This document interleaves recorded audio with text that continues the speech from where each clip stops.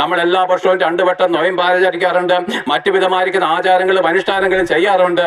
പക്ഷെ നിങ്ങൾ ജനിക്കുമ്പോഴും പൂർവ്വപിതാക്കന്മാരുടെ കാലം തൊട്ടും നിങ്ങൾ പറഞ്ഞു നിങ്ങൾ പാപികളാണ്, ഇപ്പോഴും പാപികൾ തന്നെ. അങ്ങനെയാണെങ്കിൽ 2000 വർഷങ്ങൾക്ക് മുമ്പ് യേശു ക്രിസ്തു ക്രൂശിൽ മരിച്ചത് എന്തിന്? പ്രിയപ്പെട്ട രാഹുകാലത്ത് ഇന്ന് പോലും രക്ഷ തരുവാൻ നമ്മുടെ മതഭക്തിക്ക് കഴിഞ്ഞിട്ടില്ല. ആകാശത്തിൽ വ്യാപരിക്കുന്ന ഇരുട്ടിന്റെ കോട്ടകളെ തകർത്ത് കളയുവാൻ നിങ്ങളുടെ വിശ്വാസത്തിനും മതഭക്തിക്കും കഴിഞ്ഞിട്ടില്ലെങ്കിൽ ആ ക്രൂശിലേക്ക് നോക്കുവിന്.